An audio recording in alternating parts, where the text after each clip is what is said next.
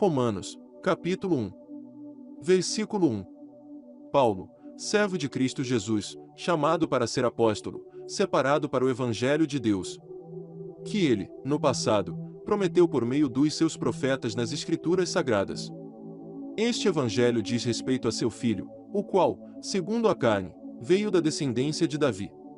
E foi designado Filho de Deus com poder, segundo o Espírito de Santidade, pela ressurreição dos mortos, a saber, Jesus Cristo, nosso Senhor. Por meio dele viemos a receber graça e apostolado por amor do seu nome, para a obediência da fé, entre todos os gentios. Entre esses se encontram também vocês que foram chamados para pertencerem a Jesus Cristo. A todos os amados de Deus que estão em Roma, chamados para ser santos.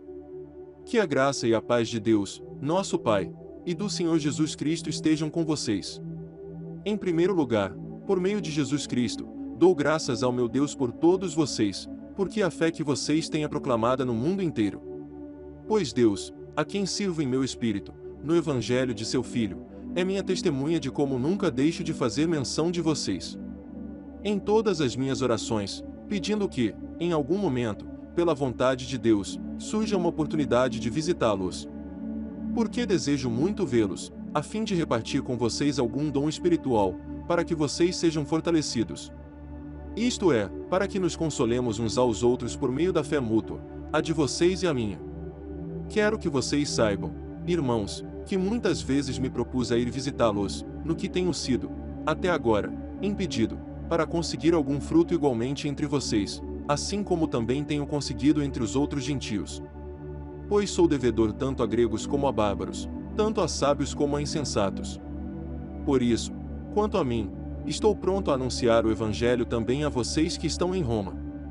Pois não me envergonho do Evangelho, porque é o poder de Deus para a salvação de todo aquele que crê, primeiro do judeu e também do grego. Porque a justiça de Deus se revela no Evangelho, de fé em fé, como está escrito, o justo viverá por fé.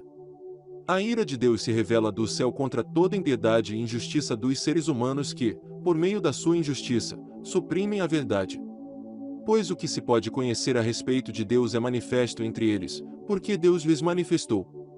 Porque os atributos invisíveis de Deus, isto é, o seu eterno poder e a sua divindade, claramente se reconhecem, desde a criação do mundo, sendo percebidos por meio das coisas que Deus fez. Por isso, os seres humanos são indesculpáveis. Porque, tendo conhecimento de Deus, não o glorificaram como Deus, nem lhe deram graças.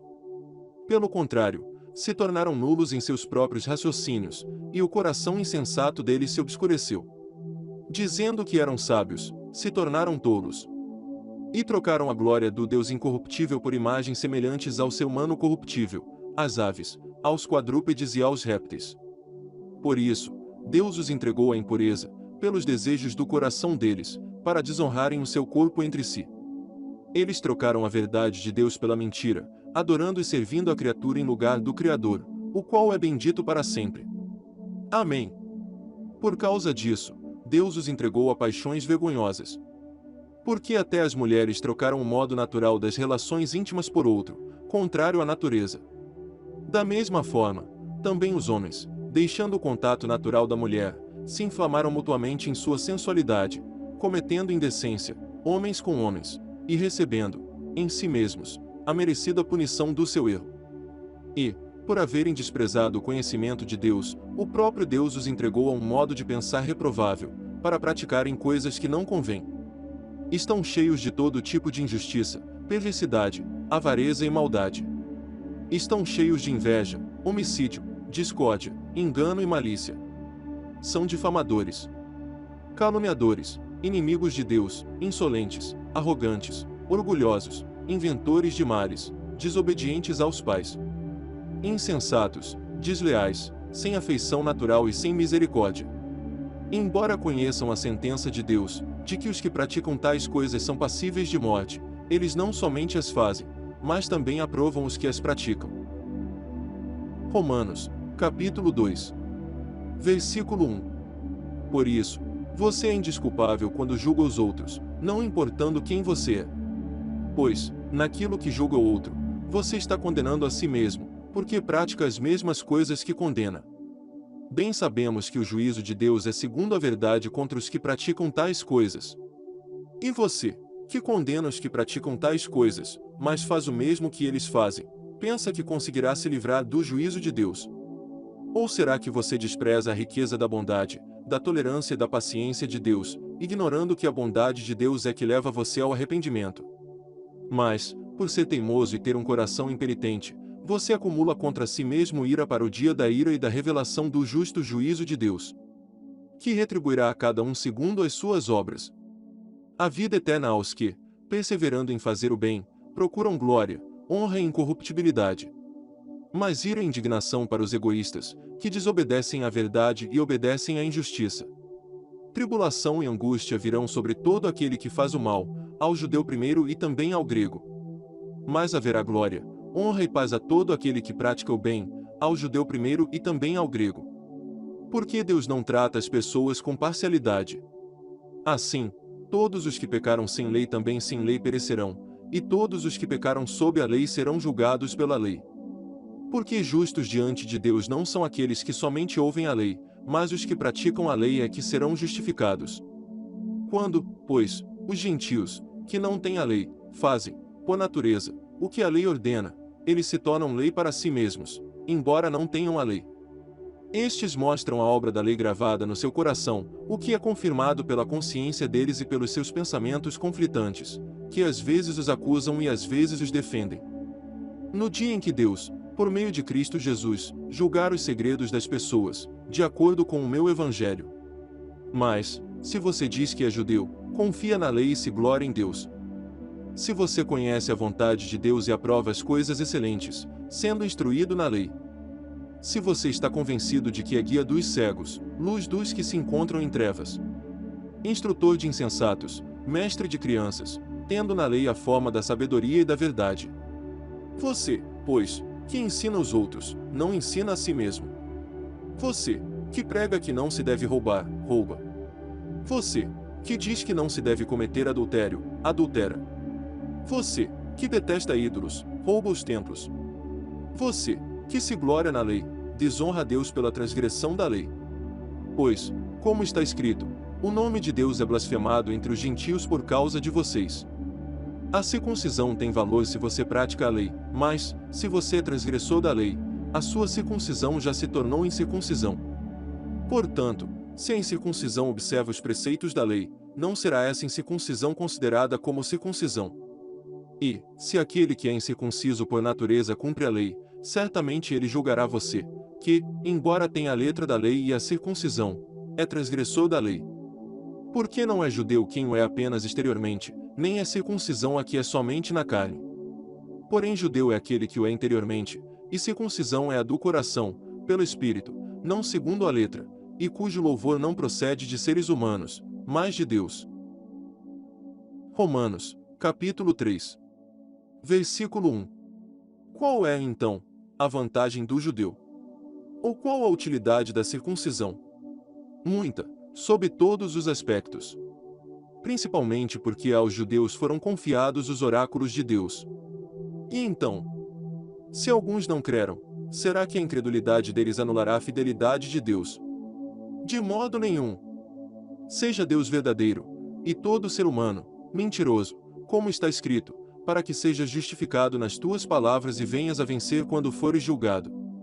Mas, se a nossa injustiça evidencia a justiça de Deus, que diremos? Seria Deus injusto por aplicar a sua ira? Falo em termos humanos. É claro que não. Do contrário, como Deus julgará o mundo? E, se a minha mentira faz com que aumente a verdade de Deus para a sua glória, por que ainda sou condenado como pecador? E por que não dizemos, como alguns caluniosamente afirmam que o fazemos, pratiquemos o que é mal, para que nos venha o que é bom? A condenação destes é justa. Que se conclui? Temos nós alguma vantagem? Não, de forma nenhuma. Pois já temos demonstrado que todos, tanto judeus como gregos, estão debaixo do pecado. Como está escrito, não há justo, nenhum sequer. Não há quem entenda, não há quem busque a Deus. Todos se desviaram e juntamente se tornaram inúteis, não há quem faça o bem, não há nenhum sequer. A garganta deles é sepulcro aberto, Com a língua enganam, veneno de víbora está nos seus lábios. A boca, eles a têm cheia de maldição e amargura. Os seus pés são velozes para derramar sangue. Nos seus caminhos, há destruição e miséria. Eles não conhecem o caminho da paz. Não há temor de Deus diante de seus olhos. Ora, sabemos que tudo o que a lei diz é dito aos que vivem sob a lei, para que toda boca se cale, e todo o mundo seja culpável diante de Deus. Porque ninguém será justificado diante de Deus por obras da lei, pois pela lei vem o pleno conhecimento do pecado. Mas, agora, sem lei, a justiça de Deus se manifestou, sendo testemunhada pela lei e pelos profetas. É a justiça de Deus mediante a fé em Jesus Cristo, para todos e sobre todos os que creem. Porque não há distinção? Pois todos pecaram e carecem da glória de Deus, sendo justificados gratuitamente, por sua graça, mediante a redenção que há em Cristo Jesus, a quem Deus apresentou como propiciação, no seu sangue, mediante a fé. Deus fez isso para manifestar a sua justiça, por ter ele, na sua tolerância, deixado impunes os pecados anteriormente cometidos. Tendo em vista a manifestação da sua justiça no tempo presente, a fim de que o próprio Deus seja justo e o justificador daquele que tem fé em Jesus. Onde fica, então, o orgulho? Foi totalmente excluído. Por meio de que lei? A lei das obras? Não. Pelo contrário, por meio da lei da fé. Concluímos, pois, que o ser humano é justificado pela fé, independentemente das obras da lei. Ou seria Deus apenas Deus dos judeus? Será que não é também Deus dos gentios? Sim, também dos gentios. Visto que Deus é um só, o qual justificará o circunciso a partir da fé e o incircunciso por meio da fé. Anulamos, então, a lei por meio da fé? De modo nenhum. Pelo contrário, confirmamos a lei. Romanos, capítulo 4. Versículo 1. Que diremos, então, a respeito de Abraão, nosso pai segundo a carne? O que foi que ele conseguiu? Porque, se Abraão foi justificado por obras, tem do que se orgulhar, porém não diante de Deus. Pois o que diz a Escritura? Ela diz, Abraão creu em Deus, e isso lhe foi atribuído para a justiça. Ora, para quem trabalha, o salário não é considerado como favor, mas como dívida. Mas, para quem não trabalha, porém crê naquele que justifica o ímpio, a sua fé lhe é atribuída como justiça. E é assim também que Davi declara ser bem-aventurado aquele a quem Deus atribui justiça, independentemente de obras.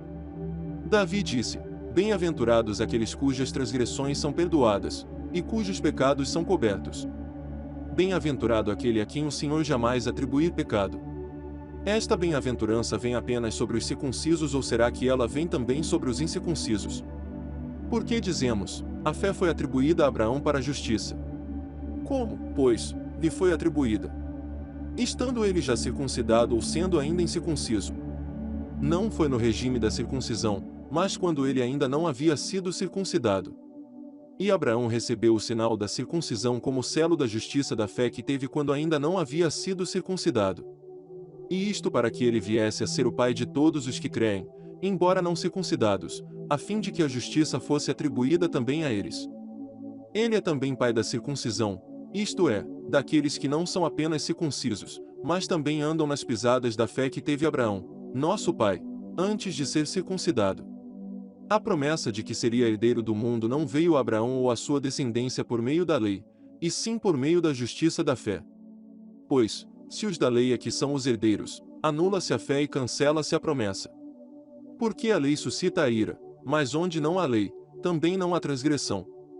Essa é a razão por que provém da fé, para que seja segundo a graça, a fim de que a promessa seja garantida para toda a descendência, não somente a descendência que está no regime da lei, mas também a descendência que tem a fé que Abraão teve, porque Abraão é pai de todos nós. Como está escrito, eu o constituí por pai de muitas nações, diante daquele em quem Abraão creu, o Deus que vivifica os mortos e chama à existência as coisas que não existem. Abraão, esperando contra a esperança, creu, para vir a ser pai de muitas nações, segundo lhe havia sido dito, assim será a sua descendência. E, sem enfraquecer na fé, levou em conta o seu próprio corpo já amortecido, tendo ele quase 100 anos, e a esterilidade do ventre de Sara. não duvidou, por incredulidade, da promessa de Deus, mas, pela fé, se fortaleceu, dando glória a Deus. Estando plenamente convicto de que Deus era poderoso para cumprir o que havia prometido. Assim, também isso lhe foi atribuído para a justiça. E as palavras, lhe foi atribuído, foram escritas não somente por causa dele, mas também por nossa causa, visto que a nós igualmente nos será atribuído, a saber, a nós que cremos naquele que ressuscitou dentre os mortos a Jesus, nosso Senhor, o qual foi entregue por causa das nossas transgressões e ressuscitou para nossa justificação. Romanos, capítulo 5, versículo 1. Justificados, pois, mediante a fé, temos paz com Deus por meio do nosso Senhor Jesus Cristo, pelo qual obtivemos também acesso, pela fé, a esta graça na qual estamos firmes, e nos gloriamos na esperança da glória de Deus. E não somente isto, mas também nos gloriamos nas tribulações, sabendo que a tribulação produz perseverança. A perseverança produz experiência, e a experiência produz esperança. Ora, a esperança não nos deixa decepcionados, porque o amor de Deus é derramado em nosso coração pelo Espírito Santo, que nos foi dado. Porque Cristo, quando nós ainda éramos fracos, morreu a seu tempo pelos ímpios. Dificilmente alguém morreria por um justo, embora por uma pessoa boa alguém talvez tenha coragem para morrer. Mas Deus prova o seu próprio amor para conosco pelo fato de Cristo ter morrido por nós quando ainda éramos pecadores. Logo, muito mais agora, sendo justificados pelo seu sangue, seremos por ele salvos da ira. Porque, se nós, quando inimigos, fomos reconciliados com Deus mediante a morte do seu Filho, muito mais, estando já reconciliados, seremos salvos pela sua vida. E não apenas isto, mas também nos gloriamos em Deus por meio do nosso Senhor Jesus Cristo, mediante o qual recebemos, agora, a reconciliação. Portanto, assim como por um só homem entrou o pecado no mundo, e pelo pecado veio a morte, assim também a morte passou a toda a humanidade, porque todos pecaram. Porque antes de a lei ser dada havia pecado no mundo, mas o pecado não é levado em conta quando não há lei. No entanto, a morte reinou desde Adão até Moisés, mesmo sobre aqueles que não pecaram à semelhança da transgressão de Adão, o qual prefigurava aquele que havia de vir. Mas o dom gratuito não é como a ofensa. Porque, se muitos morreram pela ofensa de um só, muito mais a graça de Deus e o dom pela graça de um só homem, Jesus Cristo, foram abundantes sobre muitos. O dom, entretanto, não é como no caso em que somente um pecou. Porque o julgamento derivou de uma só ofensa, para a condenação, mas a graça deriva de muitas ofensas, para a justificação. Se a morte reinou pela ofensa de um e por meio de um só, muito mais os que recebem a abundância da graça e o dom da justiça reinarão em vida por meio de um só, a saber, Jesus Cristo. Portanto, assim como, por uma só ofensa, veio o juízo sobre todos os seres humanos para a condenação, assim também, por um só ato de justiça, veio a graça sobre todos para a justificação que dá vida. Porque, como, pela desobediência de um só homem, muitos se tornaram pecadores, assim também, por meio da obediência de um só, muitos se tornarão justos. A lei veio para que aumentasse a ofensa. Mas onde aumentou o pecado, aumentou muito mais ainda a graça. A fim de que, como o pecado reinou pela morte, assim também a graça reinasse pela justiça que conduz à vida eterna, por meio de Jesus Cristo, nosso Senhor. Romanos, capítulo 6. Versículo 1. Que diremos, então? Continuaremos no pecado, para que a graça aumente ainda mais? De modo nenhum. Como viveremos ainda no pecado, nós, que já morremos para ele? Ou será que vocês ignoram que todos nós que fomos batizados em Cristo Jesus fomos batizados na sua morte? Fomos sepultados com ele na morte pelo batismo, para que, como Cristo foi ressuscitado dentre os mortos pela glória do Pai, assim também nós andemos em novidade de vida. Porque, se fomos unidos com ele na semelhança da sua morte, certamente o seremos também na semelhança da sua ressurreição. Sabendo isto, que a nossa velha natureza foi crucificada com ele, para que o corpo do pecado seja destruído, e não sejamos mais escravos do pecado. Pois quem morreu está justificado do pecado. Ora, se já morremos com Cristo, cremos que também viveremos com ele. Sabemos que, havendo Cristo ressuscitado dentre os mortos, já não morre, a morte já não tem domínio sobre ele. Pois, quanto a ter morrido, de uma vez para sempre morreu para o pecado, mas, quanto a viver, vive para Deus. Assim também vocês considerem-se mortos para o pecado, mas vivos para Deus, em Cristo Jesus. Portanto, não permitam que o pecado reine em seu corpo mortal, fazendo com que vocês obedeçam às suas paixões. Também não ofereçam os membros do corpo ao pecado, como instrumentos de injustiça, mas, como pessoas que passaram da morte para a vida, ofereçam a si mesmos a Deus e ofereçam os seus membros a Deus, como instrumentos de justiça. Porque o pecado não terá domínio sobre vocês, pois vocês não estão debaixo da lei, e sim da graça. E então, havemos de pecar porque não estamos debaixo da lei, e sim da graça? De modo nenhum. Será que vocês não sabem que, ao se oferecerem como servos para a obediência, vocês são servos daquele a quem obedecem, seja do pecado, que leva à morte, ou da obediência, que conduz à justiça? Mas graças a Deus que, tendo sido escravos do pecado, vocês vieram a obedecer de coração à forma de doutrina a que foram entregues. E, uma vez libertados do pecado, foram feitos servos da justiça. Falo em termos humanos, por causa das limitações de vocês. Assim como ofereceram os seus membros para que fossem escravos da impureza e da maldade que leva à maldade, assim ofereçam agora os seus membros para que sejam servos da justiça para a santificação. Porque, quando vocês eram escravos do pecado, estavam livres em relação à justiça. Naquele tempo, que frutos vocês colheram? Somente as coisas de que agora vocês se envergonham. Porque o fim delas é morte. Agora, porém, libertados do pecado, transformados em servos de Deus, o fruto que vocês colhem é para a santificação. E o fim, neste caso, é a vida eterna. Porque o salário do pecado é a morte, mas o dom gratuito de Deus é a vida eterna em Cristo Jesus, nosso Senhor. Romanos, capítulo 7. Versículo 1. Ou vocês não sabem, irmãos, pois falo aos que conhecem a lei, que a lei tem domínio sobre uma pessoa apenas enquanto ela está viva. Por exemplo, a mulher casada está ligada pela lei a seu marido, enquanto ele vive, mas, se o marido morrer, ela ficará livre da lei conjugal. De modo que será considerada adúltera se, enquanto o marido estiver vivo, ela se unir com outro homem.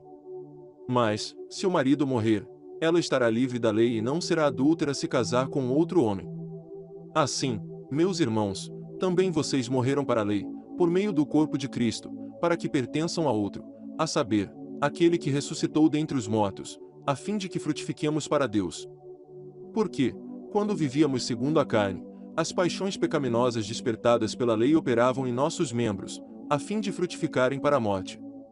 Agora, porém, estamos livres da lei, pois morremos para aquilo a que estávamos sujeitos, para que sirvamos da maneira nova, segundo o Espírito, e não da maneira antiga, segundo a letra. Que diremos, então? Que a lei é pecado? De modo nenhum. Mas eu não teria conhecido o pecado, a não ser por meio da lei. Porque eu não teria conhecido a cobiça, se a lei não tivesse dito, não cobice. Mas o pecado, aproveitando a ocasião dada pelo mandamento, despertou em mim todo tipo de cobiça. Porque, sem lei, o pecado está morto. Houve um tempo em que, sem a lei, eu vivia. Mas, quando veio o mandamento, o pecado reviveu, e eu morri. E verifiquei que o mandamento que me havia sido dado para a vida, esse se tornou mandamento para a morte. Porque o pecado, aproveitando a ocasião dada pelo mandamento, me enganou e, por meio do mandamento, me matou. Assim, a lei é santa e o mandamento é santo, justo e bom. Então, aquilo que é bom se tornou morte para mim? De modo nenhum. Pelo contrário, o pecado, para mostrar-se como pecado, por meio de uma coisa boa causou-me a morte, a fim de que, pelo mandamento, o pecado mostrasse toda a sua força de pecado. Porque bem sabemos que a lei é espiritual. Eu, porém, sou carnal, vendido à escravidão do pecado. Porque nem mesmo compreendo o meu próprio modo de agir, pois não faço o que prefiro, e sim o que detesto. Ora, se faço o que não quero, concordo com a lei, que é boa. Neste caso, quem faz isso já não sou eu, mas o pecado que habita em mim. Porque eu sei que em mim, isto é, na minha carne, não habita bem nenhum, pois o querer o bem está em mim, mas não o realizá-lo. Porque não faço o bem que eu quero, mas o mal que não quero, esse faço.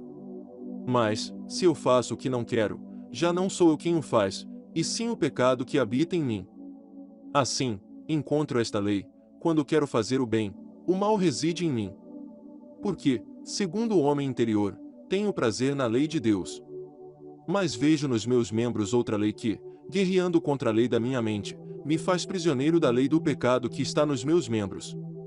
Miserável homem que sou! Quem me livrará do corpo desta morte? Graças a Deus por Jesus Cristo, nosso Senhor. De maneira que eu, de mim mesmo, com a mente, sou escravo da lei de Deus, mas, segundo a carne, sou escravo da lei do pecado. Romanos, capítulo 8. Versículo 1. Agora, pois, já não existe nenhuma condenação para os que estão em Cristo Jesus. Porque a lei do Espírito da vida, em Cristo Jesus, livrou você da lei do pecado e da morte. Porque aquilo que a lei não podia fazer, por causa da fraqueza da carne, isso Deus fez, enviando o seu próprio Filho em semelhança de carne pecaminosa no que diz respeito ao pecado. E assim Deus condenou o pecado na carne, a fim de que a exigência da lei se cumprisse em nós, que não vivemos segundo a carne, mas segundo o Espírito. Os que vivem segundo a carne se inclinam para as coisas da carne, mas os que vivem segundo o Espírito se inclinam para as coisas do Espírito. Pois a inclinação da carne é morte, mas a do Espírito é vida e paz. Porque a inclinação da carne é inimizade contra Deus, pois não está sujeita à lei de Deus, nem mesmo pode estar. Portanto, os que estão na carne não podem agradar a Deus. Vocês, porém, não estão na carne, mas no Espírito, se de fato o Espírito de Deus habita em vocês. E, se alguém não tem o Espírito de Cristo, esse tal não é dele. Se, porém, Cristo está em vocês, o corpo, na verdade, está morto por causa do pecado, mas o Espírito é vida, por causa da justiça. Se em vocês habita o Espírito daquele que ressuscitou Jesus dentre os mortos, esse mesmo que ressuscitou Cristo dentre os mortos vivificará também o corpo mortal de vocês, por meio do seu Espírito, que habita em vocês. Assim, pois, irmãos, somos devedores, não à carne, como se estivéssemos obrigados a viver segundo a carne.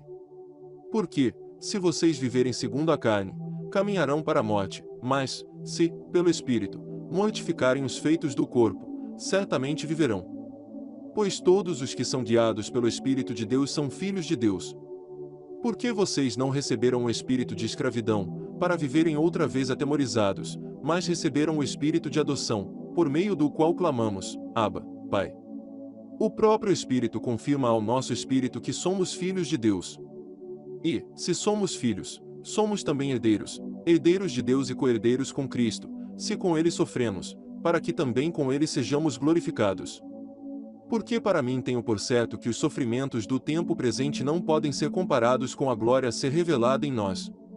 A ardente expectativa da criação aguarda a revelação dos filhos de Deus. Pois a criação está sujeita à vaidade, não por sua própria vontade, mas por causa daquele que a sujeitou, na esperança de que a própria criação será libertada do cativeiro da corrupção, para a liberdade da glória dos filhos de Deus. Porque sabemos que toda a criação a um só tempo geme e suporta angústias até agora. E não somente ela, mas também nós, que temos as primícias do Espírito, igualmente gememos em nosso íntimo, aguardando a adoção de filhos, a redenção do nosso corpo. Porque na esperança fomos salvos. Ora, esperança que se vê não é esperança. Pois quem espera o que está vendo? Mas, se esperamos o que não vemos, com paciência o aguardamos. Da mesma maneira, também o Espírito nos ajuda em nossa fraqueza. Porque não sabemos orar como convém, mas o próprio Espírito intercede por nós com gemidos inexprimíveis. E aquele que sonda os corações sabe qual é a mente do Espírito, porque intercede pelos santos de acordo com a vontade de Deus. Sabemos que todas as coisas cooperam para o bem daqueles que amam a Deus, daqueles que são chamados segundo o seu propósito. Pois aqueles que Deus de antemão conheceu Ele também predestinou para serem conformes à imagem de seu Filho, a fim de que Ele seja o primogênito entre muitos irmãos. E aos que predestinou, a esses também chamou, e aos que chamou, a esses também justificou, e aos que justificou, a esses também glorificou. Que diremos, então, à vista destas coisas? Se Deus é por nós, quem será contra nós? Aquele que não poupou o seu próprio filho, mas por todos nós o entregou, será que não nos dará graciosamente com ele todas as coisas? Quem tentará acusação contra os eleitos de Deus? É Deus quem os justifica. Quem os condenará? É Cristo Jesus quem morreu, ou melhor, quem ressuscitou, o qual está à direita de Deus e também intercede por nós. Quem nos separará do amor de Cristo? Será a tribulação, ou a angústia, ou a perseguição, ou a fome, ou a nudez, ou o perigo ou a espada? Como está escrito, por amor de ti, somos entregues à morte continuamente, fomos considerados como ovelhas para o matadouro. Em todas estas coisas, porém, somos mais que vencedores, por meio daquele que nos amou. Porque eu estou bem certo de que nem a morte, nem a vida, nem os anjos, nem os principados, nem as coisas do presente, nem do porvir, nem os poderes, nem a altura, nem a profundidade, nem qualquer outra criatura poderá nos separar do amor de Deus, que está em Cristo Jesus, nosso Senhor. Romanos, capítulo 9. Versículo 1. Digo a verdade em Cristo, não minto, e a minha consciência confirma isso por meio do Espírito Santo. Sinto grande tristeza e tenho incessante dor no coração. Porque eu mesmo desejaria ser amaldiçoado, separado de Cristo, por amor de meus irmãos, meus compatriotas segundo a carne. São israelitas. A eles pertence a adoção, assim como a glória, as alianças, a promulgação da lei, o culto e as promessas. Deles são os patriarcas, e também deles descende o Cristo, segundo a carne, o qual é sobre todos, Deus bendito para sempre. Amém. E não pensemos que a palavra de Deus falhou. Porque nem todos os de Israel são, de fato, israelitas. Nem por serem descendentes de Abraão são todos filhos. Pelo contrário, por meio de Isaque será chamada a sua descendência. Isto é, não são os filhos da carne que são filhos de Deus, mas os filhos da promessa é que são contados como descendência.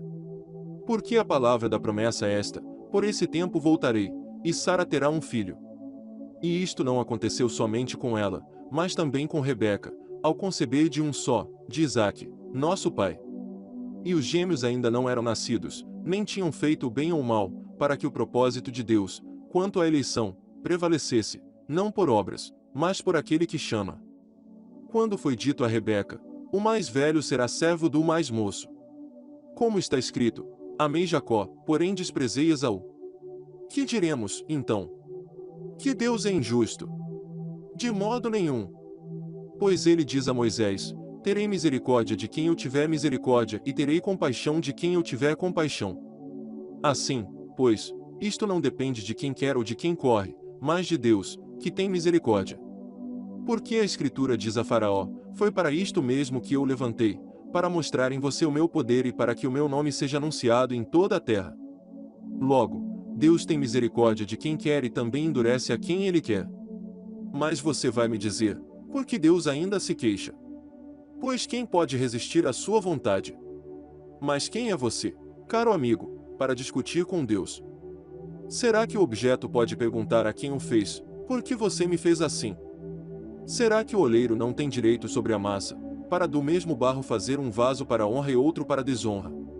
Que diremos, se Deus, querendo mostrar a sua ira e dar a conhecer o seu poder, suportou com muita paciência os vasos de ira, preparados para a destruição, a fim de que também desse a conhecer as riquezas da sua glória nos vasos de misericórdia, que de antemão preparou para a glória? Estes vasos somos nós, a quem também chamou, não só dentre os judeus, mas também dentre os gentios. Como também dizem Oséias: chamarei de meu povo ao que não era meu povo, e de amada a que não era amada. E no lugar em que lhes foi dito: vocês não são meu povo, ali mesmo serão chamados filhos do Deus vivo. Mas Isaías clama a respeito de Israel: ainda que o número dos filhos de Israel seja como a areia do mar, o remanescente é que será salvo. Porque o Senhor cumprirá a sua palavra sobre a terra, de forma plena e em breve. Como Isaías já disse: se o Senhor dos exércitos não nos tivesse deixado descendência, nós nos teríamos tornado como Sodoma e semelhantes a Gomorra. Que diremos, então? Que os gentios, que não buscavam a justificação, vieram alcançá-la, a saber, a justificação que decorre da fé. E que Israel, que buscava a lei de justiça, não chegou a atingir essa lei. Por quê? Por que não a buscou pela fé, mas como que por obras? Tropeçaram na pedra de tropeço. Como está escrito: eis que põe em Sião uma pedra de tropeço e rocha de ofensa, e aquele que nela crê não será envergonhado. Romanos, capítulo 10. Versículo 1. Irmãos, o desejo do meu coração e a minha súplica a Deus em favor deles é para que sejam salvos. Porque dou testemunho a favor deles de que têm zelo por Deus, porém não com entendimento. Desconhecendo a justiça de Deus e procurando estabelecer a sua própria justiça, não se sujeitaram à justiça que vem de Deus. Porque o fim da lei é Cristo, para a justiça de todo aquele que crê. Ora, Moisés descreve assim a justiça que procede da lei: aquele que observar os seus preceitos por eles viverá. Mas a justiça que procede da fé afirma o seguinte: não pergunte em seu coração, quem subirá ao céu, isto é, para trazer Cristo lá do alto? Ou, quem descerá ao abismo, isto é, para levantar Cristo dentre os mortos? Porém, o que se diz? A palavra está perto de você, na sua boca e no seu coração, isto é, a palavra da fé que pregamos. Se com a boca você confessar Jesus como Senhor e em seu coração crer que Deus o ressuscitou dentre os mortos, você será salvo. Porque com o coração se crê para a justiça e com a boca se confessa para a salvação. Pois a Escritura diz: todo aquele que nele crê não será envergonhado. Porque não há distinção entre judeu e grego, uma vez que o mesmo é o Senhor de todos, rico para com todos os que o invocam. Porque todo aquele que invocar o nome do Senhor será salvo. Como, porém, invocarão aquele em quem não creram? E como crerão naquele de quem nada ouviram? E como ouvirão, se não há quem pregue? E como pregarão, se não forem enviados? Como está escrito: quão formosos são os pés dos que anunciam coisas boas. Mas nem todos obedeceram ao Evangelho. Pois Isaías diz: Senhor, quem creu em nossa pregação? E, assim, a fé vem pelo ouvir, e ouvir, pela palavra de Cristo. Mas pergunto: será que eles não ouviram? É claro que sim. A voz deles se espalhou por toda a terra, e as palavras deles alcançaram os confins do mundo. Pergunto mais: será que isso não chegou ao conhecimento de Israel? Moisés já dizia: eu farei com que vocês fiquem com ciúmes de um povo que não é nação, por meio de gente insensata eu os provocarei a ira. E Isaías é tão ousado que diz: fui achado pelos que não me procuravam, revelei-me aos que não perguntavam por mim. Quanto a Israel, porém, diz: todo dia estendi as mãos a um povo desobediente e rebelde. Romanos, capítulo 11. Versículo 1. Então eu pergunto: será que Deus rejeitou o seu povo? De modo nenhum.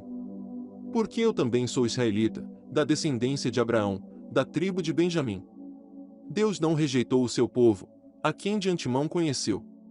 Ou vocês não sabem o que a Escritura diz a respeito de Elias, como pediu com insistência diante de Deus contra Israel, dizendo: Senhor, mataram os teus profetas, derrubaram os teus altares. Sou o único que sobrou, e procuram tirar minha vida. Mas qual foi a resposta divina? Foi esta: reservei para mim 7.000 homens que não dobraram os joelhos diante de Baal. Assim também nos dias de hoje sobrevive um remanescente segundo a eleição da graça. E, se é pela graça, já não é pelas obras, do contrário, a graça já não é graça. Que diremos, então? O que Israel buscava, isso não alcançou, mas a eleição conseguiu isso. Os demais foram endurecidos.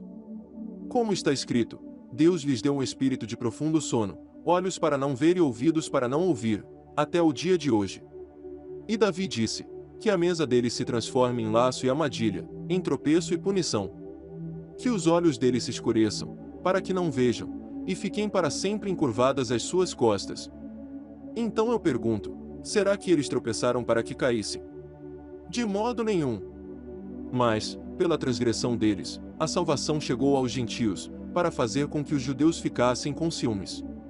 Ora, se a transgressão deles resultou em riqueza para o mundo, e a diminuição deles resultou em riqueza para os gentios, quanto mais a plenitude deles. Dirijo-me a vocês que são gentios.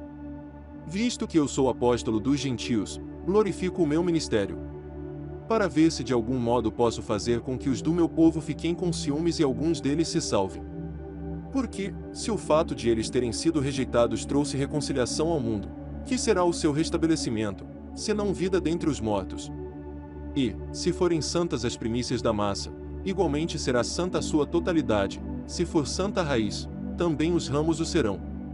Se, porém, alguns dos ramos foram quebrados, e você, sendo oliveira brava, foi enxertado no meio deles e se tornou participante da raiz e da seiva da oliveira, não se glorie contra os ramos. Mas, se você se gloriar, lembre que não é você que sustenta a raiz, mas é a raiz que sustenta você. Então você dirá: alguns ramos foram quebrados, para que eu fosse enxertado. Correto. Eles foram quebrados por causa da incredulidade, mas você continua firme mediante a fé. Não fique orgulhoso, mas tema. Porque, se Deus não poupou os ramos naturais, também não poupará você. Considere, pois, a bondade e a severidade de Deus, para com os que caíram, severidade, mas, para com você, a bondade de Deus, desde que você permaneça nessa bondade. Do contrário, também você será cortado. Eles também, se não permanecerem na incredulidade, serão enxertados, pois Deus é poderoso para os enxertar de novo. Pois, se você foi cortado daquela que, por natureza, era uma oliveira brava e contra a natureza, foi enxertado numa oliveira boa, quanto mais esses, que são ramos naturais, serão enxertados na sua própria oliveira. Porque não quero, irmãos, que vocês ignorem este mistério, para que não fiquem pensando que são sábios. Veio um endurecimento em parte a Israel, até que tenha entrado a plenitude dos gentios. E, assim, todo Israel será salvo, como está escrito: o libertador virá de Sião e afastará de Jacó as impiedades. Esta é a minha aliança com eles, quando eu tirar os seus pecados. Quanto ao Evangelho, eles são inimigos por causa de vocês, mas quanto à eleição, amados por causa dos patriarcas.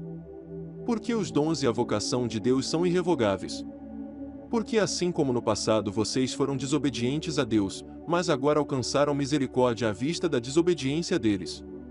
Assim também estes agora foram desobedientes, para que também eles alcancem misericórdia, à vista da que foi concedida a vocês. Porque Deus encerrou todos na desobediência, a fim de mostrar a sua misericórdia a todos. Ó profundidade da riqueza, tanto da sabedoria como do conhecimento de Deus! Quão inexplicáveis são os seus juízos, e quão insondáveis são os seus caminhos! Pois quem conheceu a mente do Senhor? Ou quem foi o seu conselheiro? Ou quem primeiro deu alguma coisa a Deus para que isso lhe seja restituído? Porque dele, e por meio dele, e para ele são todas as coisas. A ele seja glória para sempre. Amém. Romanos, capítulo 12. Versículo 1. Portanto, irmãos, pelas misericórdias de Deus, peço que ofereçam o seu corpo como sacrifício vivo, santo e agradável a Deus. Este é o culto racional de vocês. E não vivam conforme os padrões deste mundo, mas deixem que Deus os transforme pela renovação da mente, para que possam experimentar qual é a boa, agradável e perfeita vontade de Deus. Porque, pela graça que me foi dada, digo a cada um de vocês que não pense de si mesmo além do que convém. Pelo contrário, pense com moderação, segundo a medida da fé que Deus repartiu a cada um. Porque assim como um só corpo temos muitos membros, mas nem todos os membros têm a mesma função. Assim também nós, embora sejamos muitos, somos um só corpo em Cristo e membros uns dos outros. Temos, porém, diferentes dons segundo a graça que nos foi dada, se a profecia, seja segundo a proporção da fé. Se é ministério, dediquemo-nos ao ministério, o que ensina dedique-se ao ensino. O que exorta faça-o com dedicação, o que contribui, com generosidade, o que preside, com zelo, quem exerce misericórdia, com alegria. O amor seja sem hipocrisia. Odeiem o mal e apeguem-se ao bem. Amem uns aos outros com amor fraternal. Quanto à honra, deem sempre preferência aos outros. Quanto ao zelo, não sejam preguiçosos. Sejam fervorosos de espírito, servindo o Senhor. Alegrem-se na esperança, sejam pacientes na tribulação e perseverem na oração. Ajudem a suprir as necessidades dos santos. Pratiquem a hospitalidade. Abençoem aqueles que perseguem vocês, abençoem e não amaldiçoem. Alegrem-se com os que se alegram e chorem com os que choram. Tenham o mesmo modo de pensar de uns para com os outros. Em vez de serem orgulhosos, sejam solidários com os humildes. Não sejam sábios aos seus próprios olhos. Não paguem a ninguém mal por mal, procurem fazer o bem diante de todos. Se possível, no que depender de vocês, vivam em paz com todas as pessoas. Meus amados, não façam justiça com as próprias mãos, mas deem lugar à ira de Deus, pois está escrito: a mim pertence a vingança, eu é que retribuirei, diz o Senhor. Façam o contrário: se o seu inimigo tiver fome, dê-lhe de comer, se tiver sede, dê-lhe de beber, porque, fazendo isto, você amontoará brasas vivas sobre a cabeça dele. Não se deixe vencer pelo mal, mas vença o mal com o bem. Romanos, capítulo 13. Versículo 1.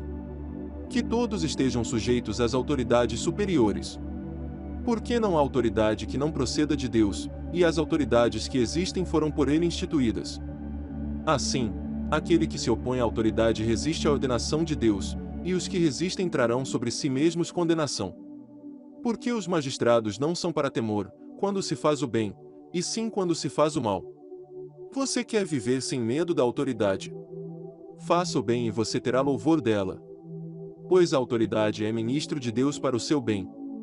Mas, se você fizer o mal, então tenha medo, porque não é sem motivo que a autoridade traz a espada, pois é ministro de Deus, vingador, para castigar quem pratica o mal. Portanto, é necessário que vocês se sujeitem à autoridade, não somente por causa do temor da punição, mas também por dever de consciência. É por isso também que vocês pagam impostos, porque as autoridades são ministros de Deus, atendendo constantemente a este serviço. Paguem a todos o que lhes é devido: a quem tributo, tributo; a quem imposto, imposto; a quem respeito, respeito; a quem honra, honra. Não fiquem devendo nada a ninguém, exceto o amor de uns para com os outros. Pois quem ama o próximo cumpre a lei. Pois estes mandamentos: não cometa adultério, não mate, não furte, não cobice, e qualquer outro mandamento que houver, todos se resumem nesta palavra: ame o seu próximo como você ama a si mesmo. O amor não pratica o mal contra o próximo. Portanto, o cumprimento da lei é o amor. E digo isto a vocês que conhecem o tempo: já é hora de despertarem do sono, porque a nossa salvação está agora mais perto do que quando no princípio cremos. Vai alta a noite, e o dia vem chegando. Deixemos, pois, as obras das trevas e revistamo-nos das armas da luz. Vivamos dignamente, como em pleno dia, não em orgias e bebedeiras, não em imoralidades e libertinagem, não em discórdias e ciúmes. Mas revistam-se do Senhor Jesus Cristo, e não façam nada que venha a satisfazer os desejos da carne. Romanos, capítulo 14. Versículo 1. Acolham quem é fraco na fé, não, porém, para discutir opiniões. Um crê que pode comer de tudo, mas quem é fraco na fé come legumes. Quem come de tudo não deve desprezar o que não come, e o que não come não deve julgar o que come de tudo, porque Deus o acolheu. Quem é você para julgar o servo alheio? Para o seu próprio dono é que ele está em pé ou cai, mas ficará em pé, porque o Senhor é poderoso para o manter em pé. Alguns pensam que certos dias são mais importantes do que os demais, mas outros pensam que todos os dias são iguais. Cada um tem opinião bem definida em sua própria mente. Quem pensa que certos dias são mais importantes faz isso para o Senhor. Quem come de tudo faz isso para o Senhor, porque dá graças a Deus. E quem não come de tudo é para o Senhor que não come e dá graças a Deus. Porque nenhum de nós vive para si mesmo, nem morre para si. Porque, se vivemos, é para o Senhor que vivemos; se morremos, é para o Senhor que morremos. Quer, pois, vivamos ou morramos, somos do Senhor. Foi precisamente para esse fim que Cristo morreu e tornou a viver, para ser Senhor tanto de mortos como de vivos. Você, porém, por que julga o seu irmão? E você, por que despreza o seu irmão? Pois todos temos de comparecer diante do tribunal de Deus. Como está escrito: por minha vida, diz o Senhor, diante de mim se dobrará todo o joelho, e toda língua dará louvores a Deus. Assim, pois, cada um de nós prestará contas de si mesmo diante de Deus. Portanto, deixemos de julgar uns aos outros.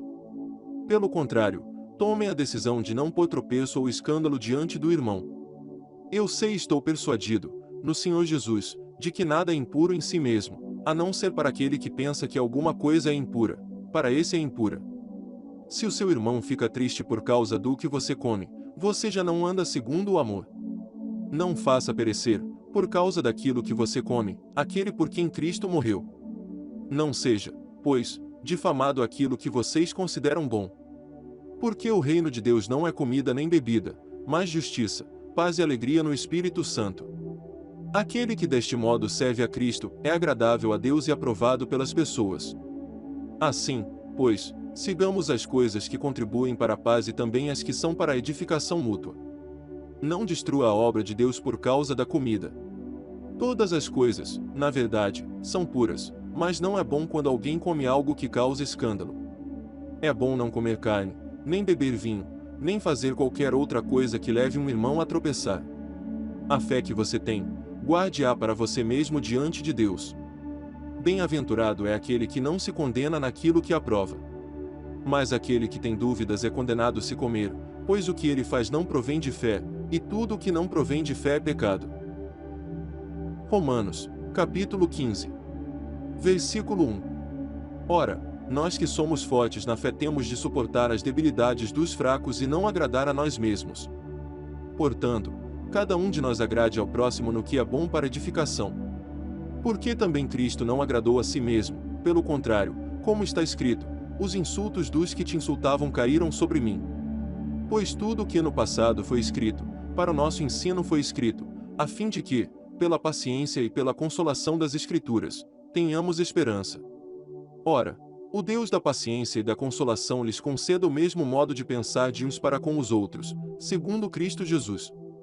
Para que vocês, unânimes e a uma só voz, glorifiquem o Deus e Pai de nosso Senhor Jesus Cristo. Portanto, acolham uns aos outros, como também Cristo acolheu vocês para a glória de Deus. Pois digo que Cristo foi constituído ministro da circuncisão, em prol da verdade de Deus, para confirmar as promessas feitas aos nossos pais. E para que os gentios glorifiquem a Deus por causa da sua misericórdia, como está escrito, por isso, eu te glorificarei entre os gentios e cantarei louvores ao teu nome. E também diz, alegrem-se, ó gentios, com o povo de Deus. E ainda, louvem o Senhor, todos vocês, gentios, e todos os povos o louvem. Também Isaías diz, virá a raiz de Jessé, aquele que se levanta para governar os gentios, nele os gentios esperarão. E o Deus da esperança encha vocês de toda alegria e paz na fé que vocês têm, para que sejam ricos de esperança no poder do Espírito Santo. E eu mesmo, meus irmãos, estou certo de que vocês estão cheios de bondade, têm todo o conhecimento e são aptos para admoestar uns aos outros. Entretanto, eu lhes escrevi, em parte mais ousadamente, como para fazer com que vocês se lembrem disso outra vez, por causa da graça que me foi dada por Deus. Para que eu seja ministro de Cristo Jesus entre os gentios, no sagrado encargo de anunciar o Evangelho de Deus, de modo que a oferta dele seja aceitável, uma vez santificada pelo Espírito Santo. Tenho, pois, motivo de gloriar-me em Cristo Jesus nas coisas concernentes a Deus. Porque não ousarei falar sobre coisa alguma, a não ser sobre aquelas que Cristo fez por meio de mim, para conduzir os gentios à obediência, por palavra e por obras. Por força de sinais e prodígios, pelo poder do Espírito de Deus. Assim, desde Jerusalém e arredores até o Ilírico, tenho divulgado o Evangelho de Cristo. Esforçando-me, deste modo, por pregar o Evangelho, não onde Cristo já foi anunciado, para não edificar sobre alicerce alheio. Pelo contrário, como está escrito, aqueles que não tiveram notícia dele o verão, e os que nada tinham ouvido a respeito dele o entenderão. Essa foi a razão por que também, muitas vezes, fui impedido de visitá-los. Mas, agora, não tendo mais campo de atividade nestas regiões e desejando há muitos anos visitá-los, penso em fazê-lo quando em viagem para a Espanha. Pois espero que, de passagem, eu possa vê-los e que vocês me encaminhem para lá, depois de haver primeiro desfrutado um pouco a companhia de vocês. Mas agora estou de partida para Jerusalém, a serviço dos santos. Porque a Macedônia e a Acaia resolveram levantar uma coleta em benefício dos pobres dentre os santos que vivem em Jerusalém. Isto lhes pareceu bem, e de fato lhes são devedores. Porque, se os gentios têm sido participantes dos valores espirituais dos judeus, devem também servi-los com bens materiais. Tendo, pois, Concluído isto e havendo-lhes consignado este fruto, irei à Espanha, passando por aí. E bem sei que, ao visitá-los, irei na plenitude da bênção de Cristo. Irmãos, por nosso Senhor Jesus Cristo e também pelo amor do Espírito, peço que lutem juntamente comigo nas orações a Deus a meu favor, para que eu me veja livre dos rebeldes que vivem na Judéia, e que este meu serviço em Jerusalém seja bem aceito pelos santos. Isto para que, pela vontade de Deus, eu chegue à presença de vocês com alegria e possa ter algum descanso na companhia de vocês. E o Deus da paz esteja com todos vocês. Amém. Romanos, capítulo 16. Versículo 1. Recomendo-lhes a nossa irmã Febe, que está servindo na igreja de Cencreia, para que vocês a recebam no Senhor como convém aos santos e a ajudem em tudo que de vocês vier a precisar, porque ela tem sido protetora de muitos, inclusive de mim. Saúdem Priscila e Áquila, meus cooperadores em Cristo Jesus, os quais pela minha vida arriscaram a sua própria cabeça, e isto lhes agradeço, não somente eu, mas também todas as igrejas dos gentios. Saúdem igualmente a igreja que se reúne na casa deles. Saúdem meu querido Epêneto, primeiro fruto da fé em Cristo na província da Ásia. Saúdem Maria, que muito trabalhou por vocês. Saúdem Andrônico e Júnias, meus parentes e companheiros de prisão, os quais são bem conhecidos entre os apóstolos e estavam em Cristo antes de mim. Saúdem Ampliato, meu querido amigo no Senhor. Saúdem Urbano, que é nosso cooperador em Cristo, e também meu amado Estaques. Saúdem Apeles, aprovado em Cristo. Saúdem os da casa de Aristóbulo. Saúdem meu parente Herodião. Saúdem os da casa de Narciso, que estão no Senhor. Saúdem Trifena e Trifosa, as quais trabalham no Senhor. Saúdem a querida Peste, que também muito trabalhou no Senhor. Saúdem Rufo, eleito no Senhor, e igualmente a mãe dele, que também tem sido mãe para mim. Saúdem Asíncrito, Flegonte, Hermes, Pátrobas, Hermas e os irmãos que se reúnem com eles. Saúdem Filólogo, Júlia, Nereu e sua irmã, Olimpas e todos os santos que se reúnem com eles. Saúdem uns aos outros com um beijo santo. Todas as igrejas de Cristo mandam saudações. Irmãos, peço que notem bem aqueles que provocam divisões e escândalos, em desacordo com a doutrina que vocês aprenderam. Afastem-se deles. Porque esses tais não servem a Cristo, nosso Senhor, e sim a seu próprio ventre. Com suaves palavras e lisonjas, enganam o coração das pessoas simples. Pois a obediência de vocês é conhecida por todos, por isso, me alegro por causa de vocês. Quero que sejam sábios no que diz respeito ao bem e simples no que diz respeito ao mal. E o Deus da paz, em breve, esmagará Satanás debaixo dos pés de vocês. A graça de nosso Senhor Jesus esteja com vocês. Timóteo, meu cooperador, manda saudações, assim como Lúcio, Jason e Sosípatro, meus parentes. Eu, Tércio, que escrevi esta carta, mando saudações no Senhor. Gaio, meu hospedeiro e de toda a igreja, manda saudações. Também mandam saudações Erasto, tesoureiro da cidade, e o irmão Quarto. A graça de nosso Senhor Jesus Cristo esteja com todos vocês. Amém. Ora, ao Deus que é poderoso para confirmar vocês segundo o meu evangelho e a pregação de Jesus Cristo, conforme a revelação do mistério guardado em silêncio desde os tempos eternos. E que, agora, tornou-se manifesto e foi dado a conhecer por meio das Escrituras proféticas, segundo o mandamento do Deus eterno, para a obediência da fé, entre todas as nações. A este Deus único e sábio seja dada a glória, por meio de Jesus Cristo, para sempre. Amém.